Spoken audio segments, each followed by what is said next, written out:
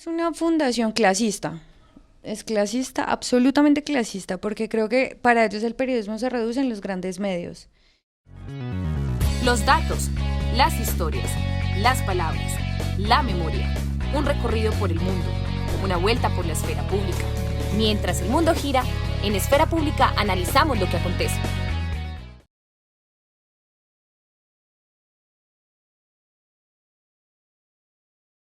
Hola amigos, bienvenidos de nuevo aquí a Esfera Pública, el podcast donde hablamos sobre periodismo y comunicación, una serie que venimos trabajando desde hace algún tiempo para que ustedes conozcan el intríngulis, lo que pasa en la comunicación y en el periodismo, con invitados súper importantes y muy interesantes, hablándonos de cine, de radio. Hoy vamos a hablar un tema también bien interesante.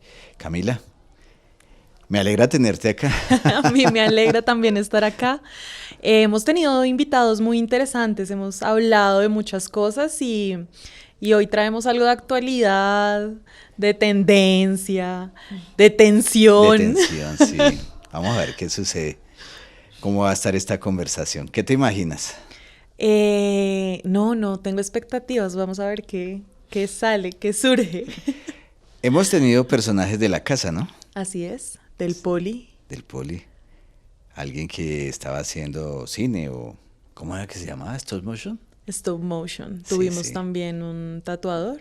Un tatuador, sí. Bueno, y hoy tenemos a otra persona también de la casa. Fue estudiante aquí en el Politécnico Gran Colombiano de Comunicación Social con énfasis en periodismo.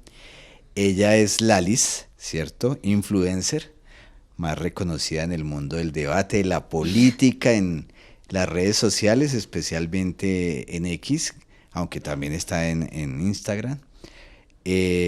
Comunicadora social, está haciendo una maestría en el externado de gobierno y políticas públicas en esa universidad y crea contenido pues en las redes sociales, especialmente hablando sobre los problemas de actualidad y la política en forma. Me imagino que por eso la maestría dice, no, me voy a dedicar a hablar duro de política. Bienvenida, Lalis. Ay, profe, muchas gracias. Gracias a todos, a los que nos escuchan, a María Camila. Es un gusto para mí estar acá, sobre todo porque me diste clase, entonces te tengo mucho cariño. Tuve 2 materias contigo, de hecho, y me hace muy feliz estar acá, entonces, nada, gracias. No, gracias a ti por estar acá. Muy interesante tu experiencia, lo que vienes haciendo dentro de la profesión también, que lo vamos a hablar más adelante, y tu papel como influencer, porque haces parte de un grupo de influencers, digamos, importante, que ha movido la opinión pública en Colombia, pero que también ha encontrado una serie de obstáculos, problemas, y bueno, y éxitos, como en la vida, ¿no? Toda la vida es así. Y entonces empecemos por el principio. El principio es cómo sales de comunicadora social con énfasis en periodismo y terminas metida en las redes sociales dando palos sobre política. ¿Cómo empezó eso? No, yo creo que mi familia es formada políticamente, al menos mi papá. Mi mamá también, pero mi papá un poco más. Y trabajaban en zonas rurales. De hecho, un trabajo que hice para tu clase fue sobre en una zona rural de Ciudad Bolívar. Sí. Y es porque ellos 2 trabajaban allá, entonces los temas sociales siempre han sido algo que me guste. Y una vez, muy de buenas, eso de verdad debo decir que eso fue muy de buenas, estábamos en plenas elecciones de 2018, creo. Antes había hecho unos videos como sobre Peñalosa y eso, pero esa vez recuerdo que era campaña y estaban usando un concepto de castrochavismo y eso me enojó porque yo decía, eso no existe en la academia, en la literatura, en ningún lado, eso no tiene sentido. Y decidí grabar un video. Me acosté a dormir porque el internet creo que era como de 2 megas, la verdad, y el video se demoró como 10 horas subiendo, y cuando yo me levanté el otro día el video tenía 2 millones de vistas. Lo había replicado todo el mundo, el candidato en ese momento, el ahora presidente Gustavo Petro, lo había retuiteado. Entonces digamos que eso se volvió un boom y de repente la gente empezó a pedirme videos, y la verdad debo decir que fui muy suertuda de que un video se volviera viral, porque no fue como quiero ser influencer, no, yo quería hacer un video, lo hice y se volvió viral, y desde ahí. O sea, tú querías ser comunicadora social y... Sí, quería hablar de periodismo deportivo. Ok, ¿Qué cambio? Y terminé en un lugar raro. Pero es muy simpático. Hay un dicho que dice, amaneció de tal manera. Entonces, ella se acostó siendo comunicadora y amaneció siendo influencer. Sí, Tal literal. cual. Y a veces uno, o sea, hay muchas personas que buscan ser influencer y que crean contenido constante y que siguen como todas las reglas de lo que lo digital requiere, entre comillas, para ser influencer y no lo logran. Sí, es complejo. Yo creo que dictan talleres para eso y todo, ¿no? Nunca he tomado un taller de esos, pero sí. Lalis, ¿y cómo te trata el mundo de las redes? Porque al final es un canal que no censura, digamos que ahora hay algunas cosas de que tú puedes como bloquear o reportar, pero en realidad es una red y es un canal muy abierto y tú no hablas de cualquier cosa. ¿Cómo te ha tratado las diferentes posiciones a través de las redes? Pues el escenario político, sobre todo cuando eres mujer y además eres joven, es bastante pesado. Me trata mal. O sea, sí, yo creo que he sido tendencia a unas, no sé, desde que creo contenido unas 6 veces por mi cuerpo. Cosa que he trabajado, he ido a terapia, he estado ahí como muy concentrada, pero en realidad no me trata bien, sobre todo porque el hecho de que sea joven es como si no se borrara todo lo que he trabajado, todo lo que he estudiado, todo lo que me he dedicado a hacer en los videos, o al menos llevarlo de la manera más profesional que considero. Entonces siempre es apaleado por o cómo te ves o porque eres muy joven y tu palabra siempre está, digamos, mediada por un manto de dudas o por un manto de críticas de no, lo que haces está mal. Entonces yo creo que me trata mal, pero también hay otro lado de gente que es muy bonita y eso me parece chévere. En territorio, de verdad, la otra vez estaba en Dibuya, en La Guajira. La Guajira. Pero lejos, o sea, lejos. Yo me demoré en llegar allá demasiado y una señora me dijo como, Lalis, pero te estoy hablando que me demoré 5 horas llegando a esa ranchería y que me haya visto la señora fue como, Dios mío, es impresionante lo que pasa. Entonces hay gente muy bonita y yo valoro mucho eso, pero no, eso te enseña todos los días a lidiar con tanto odio. Pero es un campo de tensión constante, ¿no? Sí. Es un campo de lucha, de debate, el de las redes sociales hoy en día. Pero también siento que es un campo de aprendizaje, ¿ves? Como entre tú más generas contenido. Si yo veo los videos que sea al inicio, digo, yo creo que ahí te faltó rigurosidad. Yo creo que ahí te faltó mirarlo desde otra perspectiva. Entonces, a medida que uno va avanzando y no se queda con el simple contenido de venir a criticar, yo creo que mejora. Entonces, por eso bien lo decías con la maestría. Si mis temas son políticos, yo creo que lo más responsable que tienes para la gente que te ve es que lo que estás diciendo tenga algún criterio, alguna validez. No es que antes no lo tuviese, pero antes era mucho más opinión, mucho más visceral, mucho más emocional. Y ahora ya es mucho más qué vamos a construir. Claro, esta es la crítica, pero ¿qué vas a solucionar? Entonces va por ahí. Yo quiero saber algo, María Camila, y es que nosotros los que somos un poco mayores, yo quisiera crear más contenido, sí, pero a veces me da temores, a veces sí, no uso filtros, entonces ya las arrugas se me ven, ese tipo de cosas. ¿Cómo haces para crear contenido? Un poco para ser pedagógico en este primer momento de esta conversación. Pues en temas físicos, o sea, ¿cómo me preparo Sí, para hacer ¿cómo eso? te preparas? ¿Cuántos teléfonos tienes? No sé, o cómo lo haces. No, yo solo tengo mi celular. Sí, de verdad, y no, lo último que hice fue que mi compañero en ese momento me ayudó a grabar y me ayudó como a estructurar todo. Mucho de lo que soy ahora es gracias a ese aprendizaje con él constante. Eso, pero ¿cómo me preparo? No, es que yo creo que lo que más soy cansona es en tener la idea del guión y que no me vaya a equivocar en ningún dato que esté diciendo. Creo que eso es lo que, o sea, porque a mí el tema de si estoy despeinada, si me maquillé, eso no me pesa. Pero lo que sí me pesa es que el guión tenga sentido. O sea, si el guión tiene sentido y tiene 3 segundos iniciales en los que le pegué, ya, digo, lo pensé, pero eso requiere sentarse a pensar, eso requiere decir, bueno, ¿qué le voy a decir a la gente para que los primeros 3 segundos que lo vea en TikTok, la gente se quede y se enamora del contenido? Digamos que es ese más... ¿Te lo aprendes o lo tienes ahí? No, tampoco he llegado a No, yo uso teleprompter en el celular y Sí. ya. Pero se ve natural justamente porque estoy muy segura de que lo que estoy diciendo es verdad, entonces ya lo parafraseo. Pero sí me Pero suena así. compraste silla. Sí, claro, Sí, uy, sí, hace sí. La años. escenografía ahí Sí. toda pupi. montada. No, de hecho me mudé hace poco y le hice un estudio a ese lugar. Entonces es un lugar Claro. sagrado de acá me siento a grabar, acá me siento a escribir y ahí estoy escribiendo la tesis de la universidad, a ver si algún día la cojo. Buenísimo. ¿Y haces alguna preparación, por ejemplo, de contenidos, de parrilla de contenidos a largo plazo, a una semana, 2 semanas, un mes? No. ¿O va de lo que va surgiendo, de la coyuntura, vas organizando los Sí, contenidos? porque esa es la cuestión. En periodismo, digamos, Ujú. uno sabe que si hay un tema que ya fue la semana pasada, pues no me va a vender ahorita. Claro. Entonces lo que uno hace es cogerse de la coyuntura, tal como lo hacen los periodistas con las notas, y es, hoy está pasando esto, hoy tengo que hablar de esto. Pero una parrilla así, digamos, no me da porque no es contenido frío, es contenido en caliente. Claro. Sí. Entonces hoy salió el presidente a entregar, no sé, una planta de, no sé, de lo que sea en La Guajira, de eso voy a hablar hoy, porque ya mañana no me va a vender. Entonces así, pero entonces parrillas no hago, la verdad. Ok. Tú tienes un trabajo común y corriente y entonces ¿a qué horas haces eso?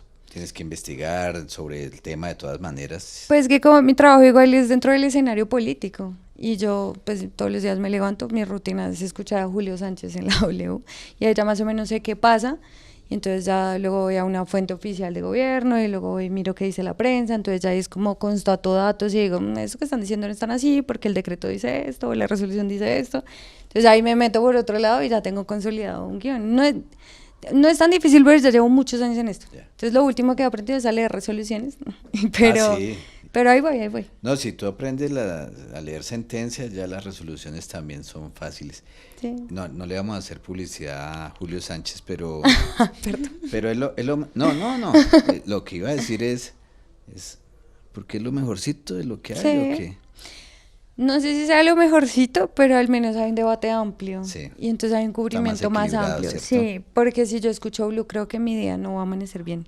Entonces, Ok. sobre todo por mi tendencia política, finalmente. Entonces yo creo que con Julio estoy ahí tranquila. Al menos Y me por tu informo, me formación dateo, sí. también. Sí, Es sí. por eso. Bueno, volvamos a ese tema de la vida en las redes sociales. Tú fuiste víctima de Vicky Dávila, de la verborrea de Vicky Dávila. Sí, en varias ocasiones. Tiene que ver con lo que dijiste ahora, lo sufriste. Ujú. ¿Cómo fue ese momento? Y aunque le diste entrevista a Vicky Dávila para hablar, creo que las cosas no salieron tan bien. De hecho, eso fue un error y el entonces presidente, es que me acuerdo de ese día, porque el entonces, el hoy presidente Gustavo Petro iba saliendo de una entrevista con Vicky antes de que ella me atendiera. Y lo que me dijo fue como prácticamente esto no es una buena idea, pero ya que estás acá ya ni modo. Y tenía toda la razón. Sí, a mí me había vuelto tendencia, no me acuerdo si fue para la vez del paro, creo que sí, me volví tendencia por una foto que me tomaron en el paro. Y claramente era mi primera vez pasando por esa avalancha, porque además no solo fue una avalancha de usuarios de redes sociales, sino que los medios se prestaron para titular cosas. Y fue terrible mi pelea, fue con Pulso, bueno, fue con un montón de medios. Y entonces ella entra porque una de mis mejores amigas es amiga de ella, entonces ella la llama y le dice, ven, la Alicia está en un momento complejo, yo sé que tenemos diferencias políticas, pero la quiero invitar para que hable desde su perspectiva cómo le ha dolido todo este tema. Entonces fue un tema personal, si ella me hubiera escrito a mí, yo le digo tal cual como la conocemos hoy, le digo no, pero fue una intermediación a través de una amiga y además apelando a un tema emocional. Entonces yo dije, puede ser un buen momento para hablar sobre ese tema, pero lo que no me esperaba es que en esa entrevista Vicky fuera Vicky. Sí. Y me sacó un montón de cosas, luego me echa en cara en Twitter que me había invitado como si me había hecho un favor, cuando ella fue la que me buscó a través de mis compañeros. Y esa pelea siempre ha sido disputada, sobre todo porque yo creo que ella profesionalmente no es una periodista, hoy candidata nunca lo ha sido. Entonces mi crítica siempre ha sido, di la verdad, tú tienes posiciones y está bien tener una posición, pero dilo. La gente sabe cuál es mi posición y yo me he parado en la raya por lo que creo. Haz lo mismo. Pero ella claramente no lo hace, entonces la pelea se volvió mucho más personal. Entonces empezó un tiro de aflejo, hasta que me bloqueó. Pero ahí te hacen que me desbloquean, ya me di cuenta. ¿Ah, sí? Entonces ahí tenemos una pelea casada, pero sí, ahí la llevo, ya lo superé. Creo que no fue tan buena idea, pero es por lo mismo, por lo que me llevó allá. ¿Ya? O sea, que ella no muestra su posición porque al final un medio en teoría debería ser imparcial, pero el contenido que tú generas es diferente y ahí sí como que generas una opinión, como un columnista de opinión. ¿Cómo marcas esa diferencia entre los grandes medios que en teoría deberían ser muy trabajar sin la subjetividad o desde la objetividad más bien. Y el contenido que tú haces en el que sí tienes esa posición. Yo creo que eso es un debate complejo porque no hay total objetividad y tú siempre tienes una posición. De hecho, ese fue un debate que nos dimos en clase una vez con el profesor. O sea, no, de veras no. Y eso me quedó muy marcado porque es verdad. O sea, tú no eres completamente objetivo, tú siempre vas a tirar para algún lado, para cualquiera que culturalmente te hayas construido. Entonces, para mí, culturalmente la posición que tengo, la acepto, la asumo, la trabajo, la mejoro, que eso es importante, pero además no le miento a la gente. La gente sabe cuál es mi posición. Ahora que eso requiere información, requiere rigurosidad, pero siempre desde la lógica de mi perspectiva. Los medios tradicionales, como bien les digo, o corporativos, o como sea que le digan a la gente en la casa, tienen una línea editorial porque ¿quién los financia?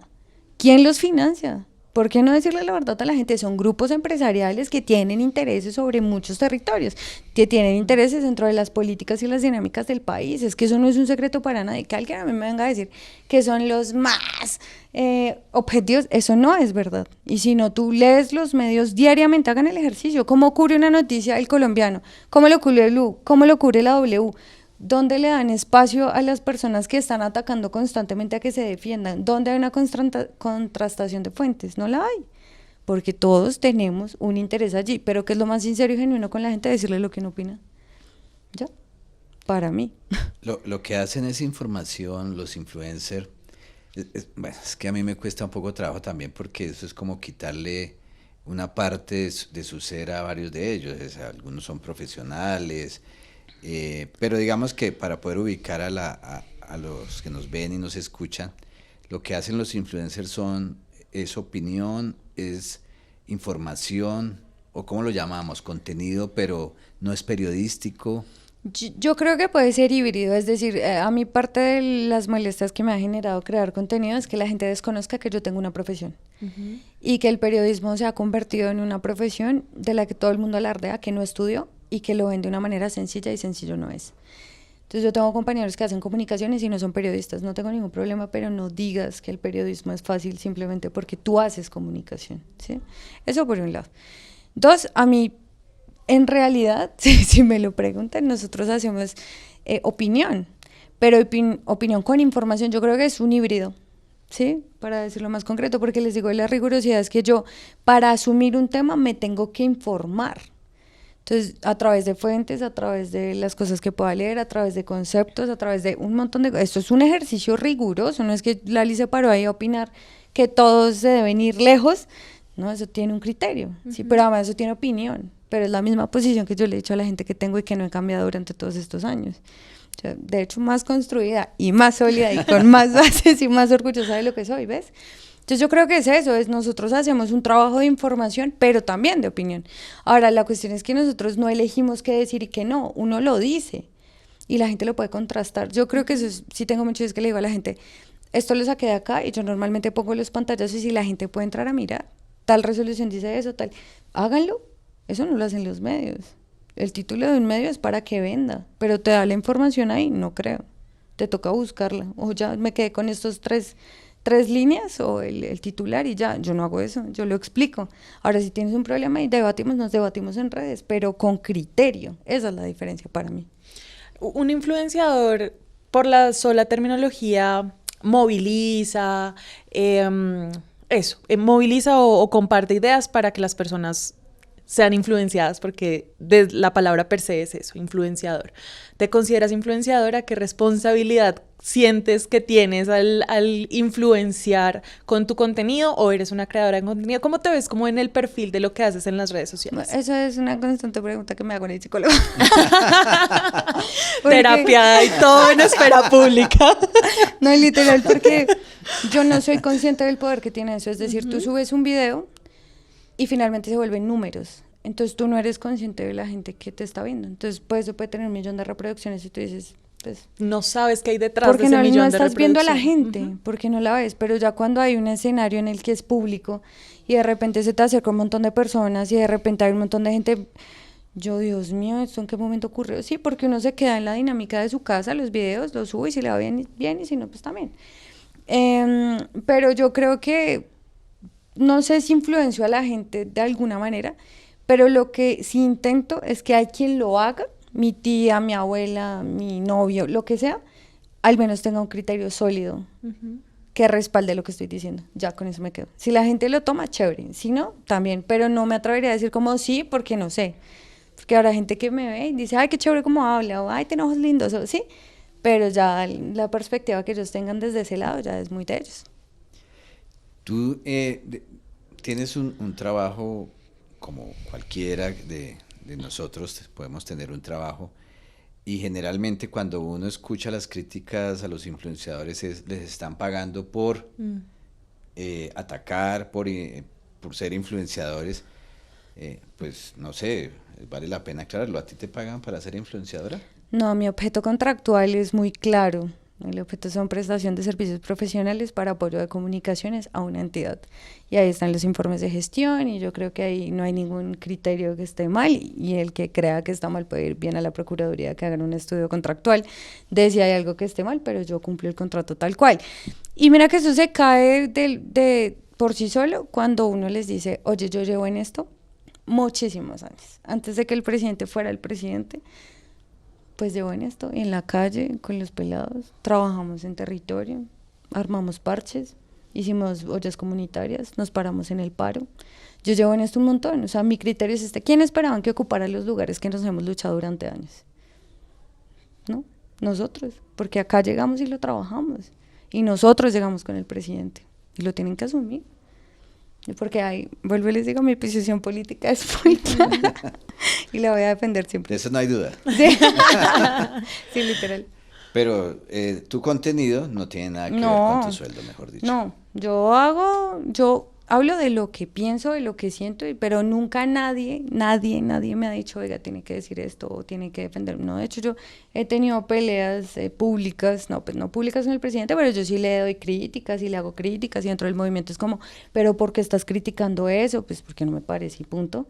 Pero no, a nosotros no nos pagan. O sea, somos entonces ahí viene el dilema. Tú no me puedes a mí quitar mi profesión por lo que yo hago, que llevo haciendo durante años. Y si no, entonces ¿cómo sostengo mi profesionalidad? Claro. No se puede desconocer. Un poco la Flip lo hizo a través de un informe que alguna vez hizo sobre los influencers. Te mencionó y mencionó a varios, pero en el caso tuyo, tú tienes una profesión y la Flip desconoció que tenías la profesión. No la desconoció porque no la supiera, la desconoció a propósito desde mi punto de vista para quitarte, digamos, esa categoría Base. que te da ser profesional y ponerte en un espacio de influencer que supuestamente es menos, ¿cierto? Ese roce con la Flip, ¿lo tuvieron, lo han discutido con ellos o definitivamente, cuál es tu mirada de la Flip hoy en día? La Flip es una fundación clasista. Es clasista, absolutamente clasista, porque creo que para ellos el periodismo se reduce en los grandes medios. Y quien haga periodismo alternativo de regiones, ya no solo los influencers, que pasa en el territorio con aquel periodista lejano de Dibujá, que tiene amenazas encima, que está allí, no, porque el periodismo solo es el que se centra en Bogotá. Eso hace la Flip. Y mi crítica a la Flip siempre ha sido esa, y les he dicho, ustedes nos desprecian a nosotros porque no hacemos parte de un sistema hegemónico que ha controlado los medios de comunicación todos estos años. Y porque finalmente las redes sociales le abrieron la puerta a un montón de gente que no había podido entrar en esos espacios que han tenido los Santos, que han tenido los Turbay.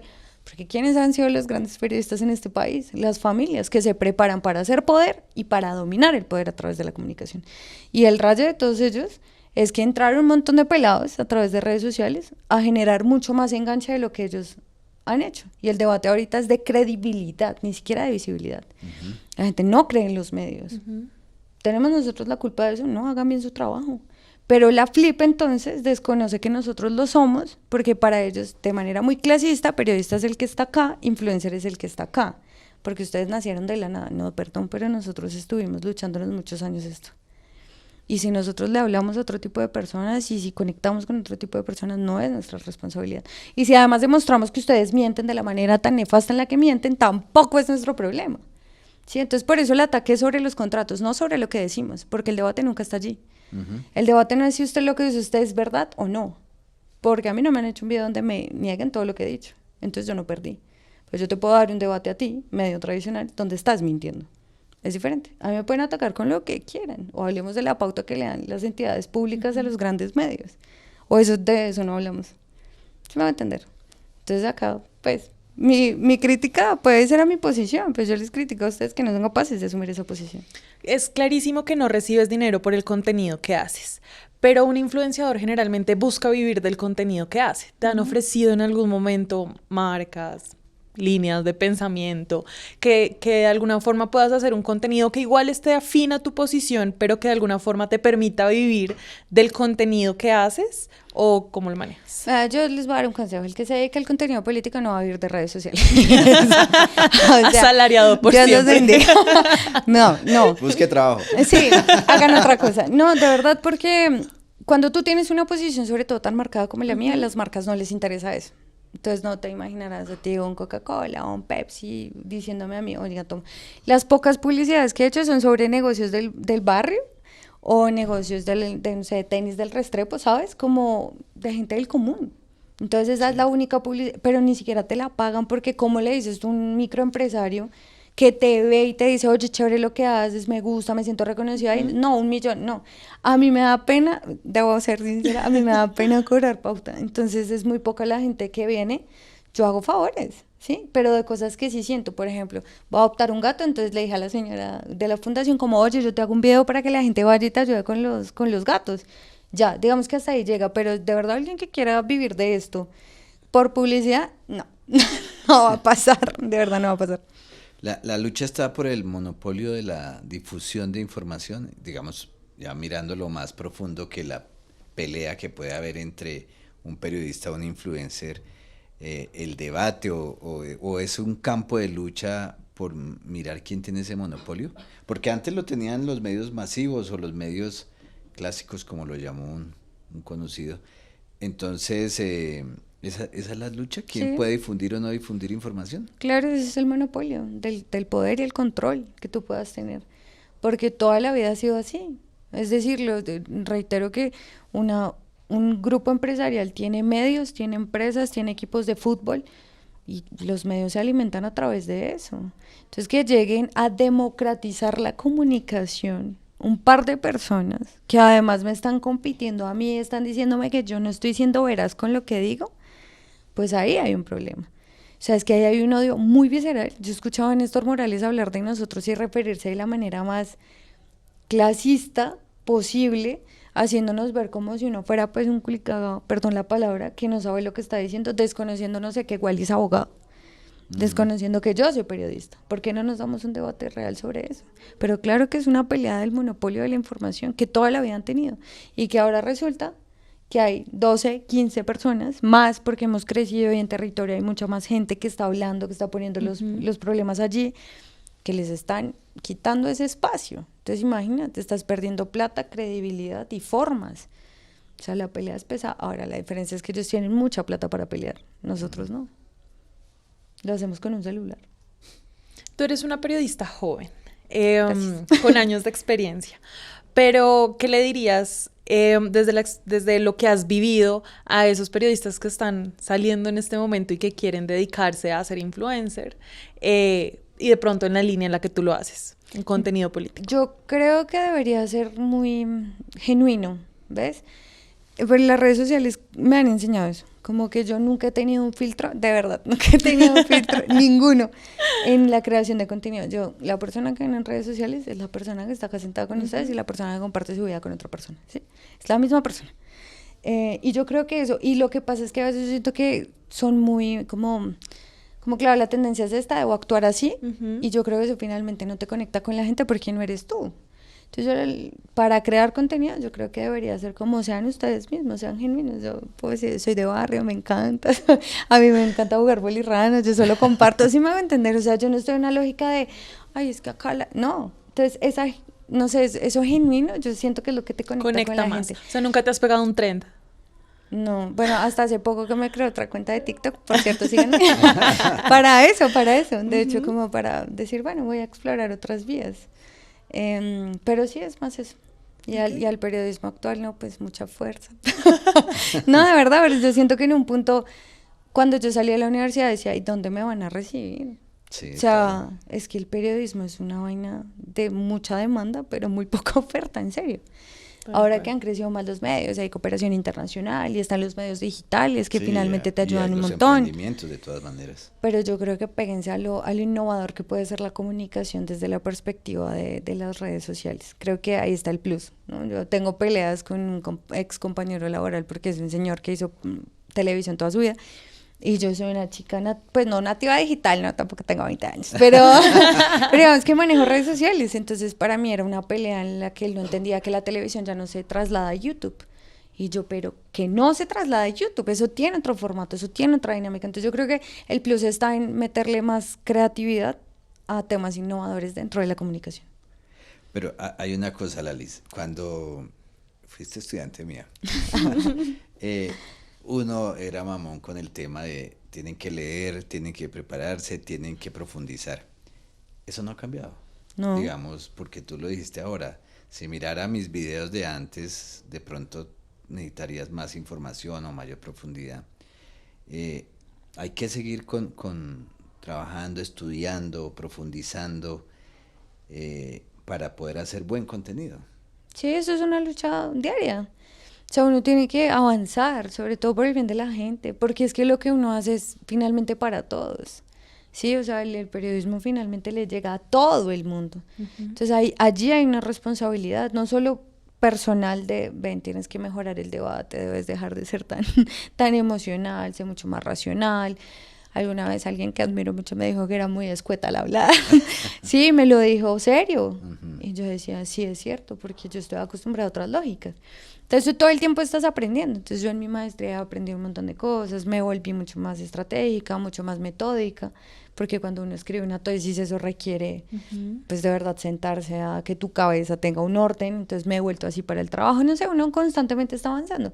Pero los contenidos sí, sin duda, para mí es siempre una fuente, siempre tengo que tener un fallo que diga que esto es real, o sea, no sé, me volvió mucho más rigurosa, pero las clases se quedan allí, ¿ves?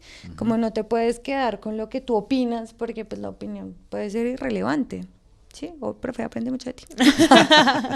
Del lado o de las otras orillas, porque no estoy tratando de ser muy cuidadoso, no hablar de dos orillas, porque creo que no solamente hay dos. Pero de las otras orillas, una o dos personas que tú digas el contenido que hacen o admiro lo que hacen a pesar de que no piensan como yo. Ay, no, profe, no. Dios mío, la No corché. lo tengo tan... Sí. La no, corché. la primera que me... No, yo... Bueno, Catalina Suárez, porque es mi amiga. No, o sea, yo no la escucho desde sus conceptos, pero creo que es una persona muy buena comunicando. O sea, es muy buena llegándole a la gente a través de 30 segundos que tiene la W y en sus redes sociales. Yo Oye, creo que me ustedes parece muy hicieron interesante. un trabajo con varios influencers que eran hace unos años, con varios de otras líneas. Polas opuestas. Sí, ¿y qué pasó con eso? Sacamos 2 concejales. O sea, nadie le ha pasado el programa, eso era lo más gracioso, que todo el mundo decía, nah, pero ese programa.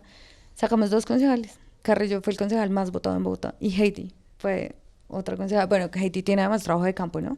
Trabajo de base y de Sí, la sí. UP y demás. Pero Carrillo era una persona que vivía de redes sociales. Y después del programa se disparó. Entonces, eso pasó. No, la verdad es que con los de derecha no creo más. Pero con Cata hicimos buena relación, por ejemplo. Con Natalia Bedoya también tuvimos una buena relación. No la volví a ver. ¿Le bajó la intensidad o...? Sí, yo creo, sí, yo tampoco sé. Pero ahí, sí, eso fue una gran experiencia. Los medios siempre han tenido poder y lo siguen teniendo, que es un poco la charla que estamos teniendo, pero cada vez los medios digitales también van agarrando fuerza. ¿Y cómo ves tú esa adaptación que tienen los medios tradicionales a los medios digitales y cómo están como migrando también para a lo mejor apoderarse de ese canal? Es que mira, si tú pones una María Andrada Nieto a hacer contenido digital, no, o sea, les faltan asesores, pero no lo digo por sus posiciones políticas, lo digo porque se ve muy posudo, es decir, tú no analizas las redes sociales y dices, ay, esto lo voy a hacer igual, entonces ellos lo que hacen es copiar, pero pones una señora que ha hecho toda su vida televisión y que no es capaz de meterse más en temas digitales y saber cómo funciona y se ve muy, o sea, yo me río de ella constantemente porque en serio digo, o sea, no pueden tener eso y tal vez es como a no abandonar otras formas de hacer periodismo. Yo creo que necesitan nativos digitales. Yo en mi último trabajo, de hecho no, mi compañero, el que era mi compañero en ese momento, me presenta a un muchacho como de 20 años que tiene las mejores ideas del mundo y uno lo mete allí y ya no necesito pues el asesor de 50 años que me dice que yo no puedo decir eso cuando hay un niño que sabe manejar TikTok al derecho o al revés y me tiene 50.000 ideas. Pero eso es el miedo a la transformación, el miedo a sumergirse en otros lados.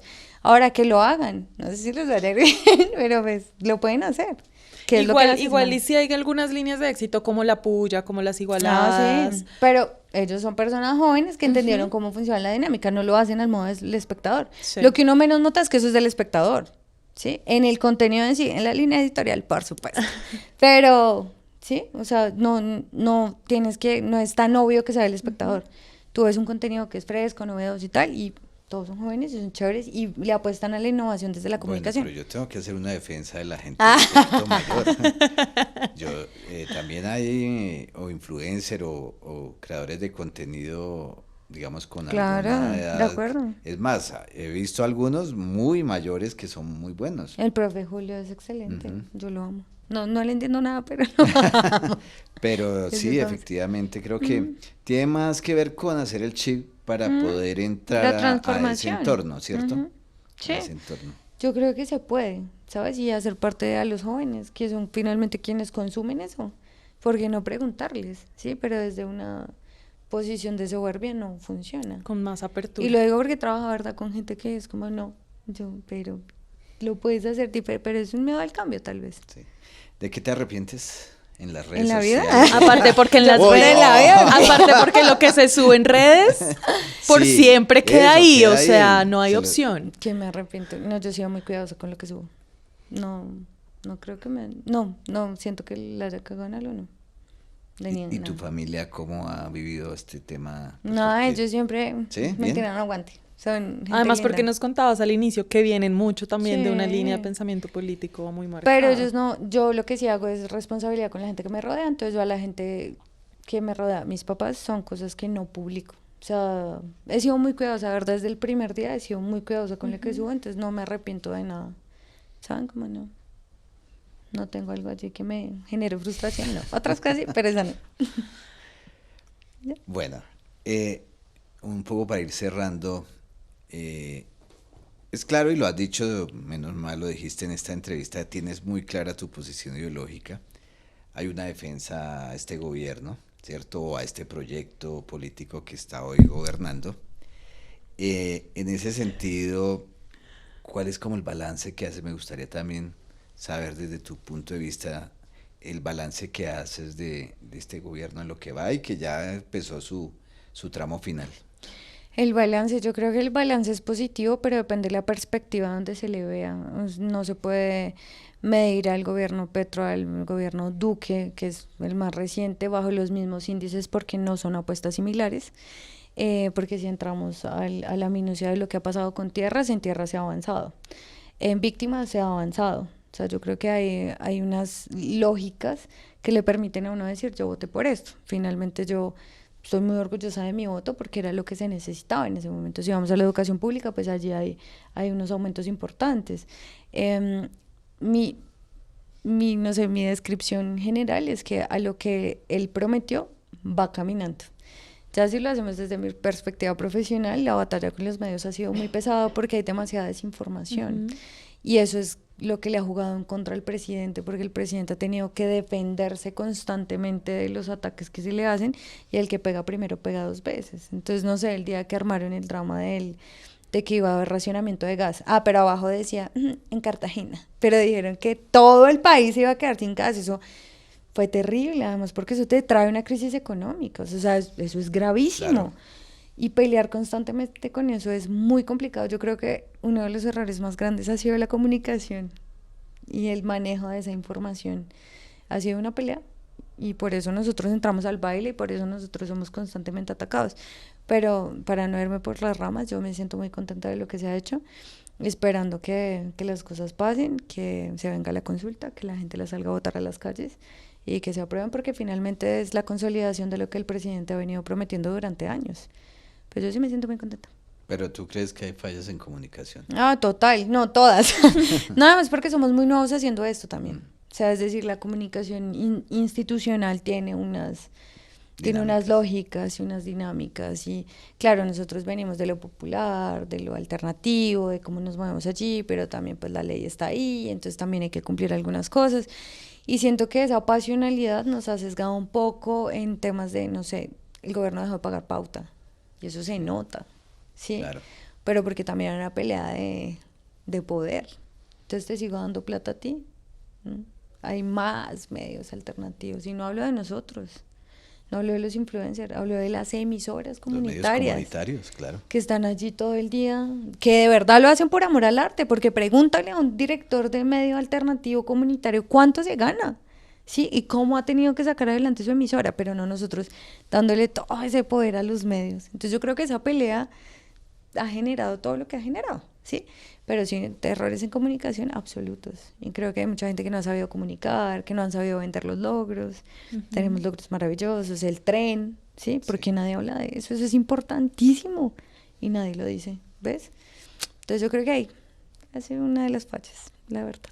Igual que los medios tampoco lo van a querer, los grandes medios lo van a querer contar. No, y no lo van a contar. Lo cuento yo. Bien. ¿Cómo viste nuestra colega? Muy interesante. Lalis, ¿cómo te seguimos en redes sociales? No, pues me pueden seguir por @smilealis en todas las redes sociales, TikTok, Instagram, Twitter, bueno, todas las redes sociales. Oye, ¿y de dónde salió Lalis? No sé, mi papá me decía así alguna vez en la vida. No, yo creo que ahí, no sé, pero la verdad es yo prefiero que me digan Daniela. Pero ya no puedo cambiar mi usuario, eso es un drama. No lo digo Ya. al principio. Sí, preguntamos. Sí, preguntamos y dijo Lalis. No, pero sí. ahí Entonces sí. tuvimos a Daniela acá. Me encanta conectar con mujeres como tan claras, No, como tan paradas en una posición y tan firmes. Eso me No. parece muy interesante. Gracias, María Camila. Daniela, muchísimas gracias por estar acá en Esfera Pública. A ti, profe. Espero que no sea la última vez y me alegra muchísimo de verdad verte así empoderada. Ay, gracias, profe. No, a ustedes por la invitación, ha sido un placer para mí estar acá. Despídete. Te Bueno, lo dejo a ti. nos vemos en un próximo episodio de Esfera Pública, donde seguiremos teniendo invitados muy interesantes charlando sobre comunicación desde diferentes puntos. Bajo la dirección de Arturo Rojas y María Camila Medina, con el apoyo de Artículo 20 Lab, Laboratorio de Investigación y Periodismo Digital del Politécnico Gran Colombiano y Sala Contacto Generación 2025. Síguenos para más episodios sobre periodismo y comunicación en Esfera Pública Podcast.